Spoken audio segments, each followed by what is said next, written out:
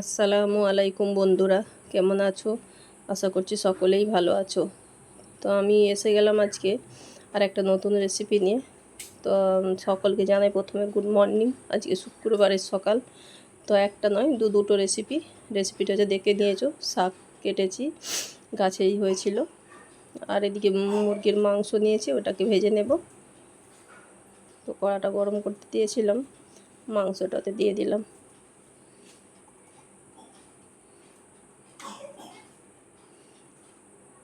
ওপর থেকে একটু নুন ছড়িয়ে দিয়েছি।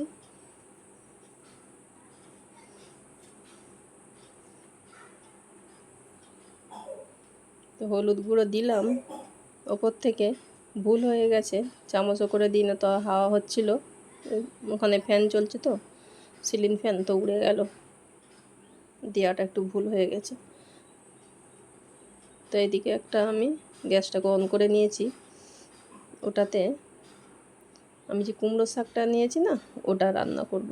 তো রান্নাটা কেমনভাবে করি সেটাই তোমাদের সঙ্গে শেয়ার করছি বন্ধুরা।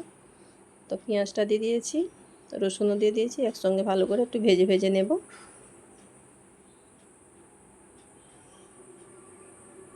চিংড়ি মাছ ছিল, চিংড়ি মাছটা দিয়ে দিলাম, ভাজা চিংড়ি মাছ।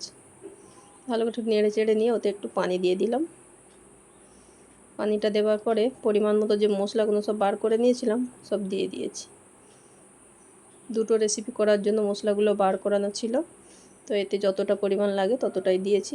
তো এতে ধনে গুঁড়ো দিলাম, জিরে গুঁড়ো, ধনে গুঁড়ো জিরে গুঁড়ো একসঙ্গেই দেওয়া হয়েছে। তো মশলাটা ভালো করে একটু কষিয়ে পানিটা মেরে নেব। ও এই শাকটা রান্না করার জন্য আলু নিয়েছি, এই আলুটা ওতে আগে দিয়ে ভালো করে একটু কষিয়ে নিচ্ছি। আলুতে ভালো করে কালারটা ধরবে। একসঙ্গে শাক আর আলু একসঙ্গে দিলে ওটা কালারটা ভালো ধরতে চায় না, সেই জন্য আগে আলুটা দেওয়া হয়েছে, তারপরে শাকটা দিয়ে ভালো করে কমিয়ে নিচ্ছি। দিয়ে একটু চাপা দিয়ে দিলে পরে কষে অনেকটা গলে কম হয়ে যাবে। দেখতে পাচ্ছ খুব সুন্দর একটা শাক, কুমড়ো শাক। ওই যে কুমড়োটা যে লাল লাল পাকলে খায়, সেই কুমড়ো শাক, গায়ে কাঁটা কাঁটা আছে। আর এদিকে তো মাংসটা ভেজে নিয়েছি, খালি তেল কতটা বার হয়েছে। তা আজকে আলুটা আমি আলাদা করে আর ভেজে তুলে নিইনি, কাঁচা আলু কিভাবে রেসিপিটা করছি সেটাই দেখো। আর এদিকে শাকটা কষানোও হয়ে গেছে, অনেকটা গলে গেছে। তো পরিমাণ মতো যেটুকু সেদ্ধ হবে সেটুকুই পানি দিয়ে দিচ্ছি। তো দিয়ে দিলাম এদিকে কড়াতে তেল মাংসটা রান্না করার জন্য।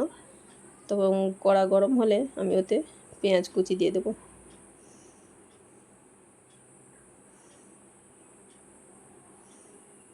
ভালো করে পেঁয়াজগুলো লাল করে একটু ভেজে নিয়ে তাতে আলু দিয়ে দিয়েছি। যে কেটে রাখা আলুটা দিয়েছি, ওর সঙ্গে ভাজা মতো হয়ে যাবে। তো ভাজা হতে একটু কালার আসতেই আমি ওতে আদা রসুনের পেস্টটাও দিয়ে দিলাম। তো বেশি আলুটা আমি ভাজিনি, আলাদা করে অন্য সময় ভাজলে বেশি করে ভাজি, আজকে কাঁচা আলু দিয়ে রেসিপিটা বানাবো। তো মশলাটা কষাবার জন্য লঙ্কা হলুদ নুন যতটা পরিমাণ বার করানো ছিল একবারে দিয়ে দিয়েছি। ধনে গুঁড়ো জিরের গুঁড়ো সব একসাথে আমি দিয়ে দিলাম। দিয়ে এবার এটাকে একটু কষে নেব পানি দিয়ে।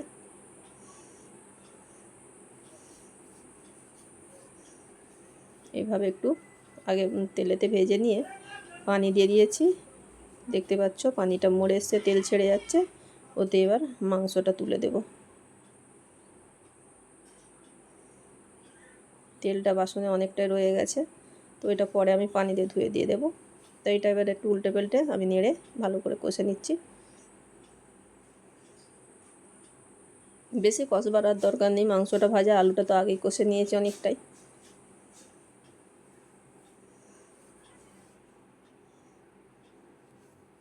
তো আজকে মুরগির মাংস দিয়ে আর আলু দিয়ে ঝোল বানিয়ে তোমাদের এই রেসিপিটা দেখালাম বন্ধুরা। তো বন্ধু তোমাদের কেমন লেগেছে একটু বলে দিও কমেন্টে।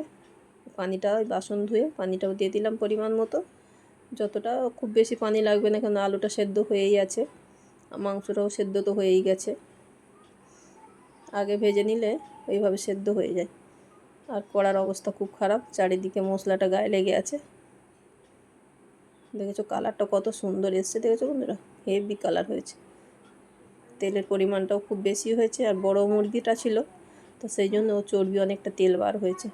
তো এদিকে শাকের রেসিপিটা হয়ে গেছে। এই আলুগুলো একটু ভেঙে ভালো করে নেড়ে দিতে হবে। তো তুলে তোমাদের দেখিয়ে দেব। তো এদিকে রেসিপিটাও একদম হয়ে গেছে, রেডি। দারুণ লাগছে বন্ধুরা। এইভাবে ঝোলটা রাখবে, খুব বেশি ঝোল রাখার দরকার নেই। দেখতেই পাচ্ছ, এবার সব একটা পাত্রেতে আমি ঢেলে নিয়েছি। দেখো কালারটা দেখো বন্ধুরা, দুর্দান্ত রেসিপি আজকে। তো ভালো লাগলে একটা লাইক আর কমেন্টে জানিয়ে দিও, আর সাবস্ক্রাইব করতে বন্ধুরা একদম যেন ভুলে যেও না। দেখা হচ্ছে আবার পরের ভিডিও নিয়ে। ততক্ষণ মমিনা রান্নাঘরের সাথে থাকো। আল্লাহ হাফেজ।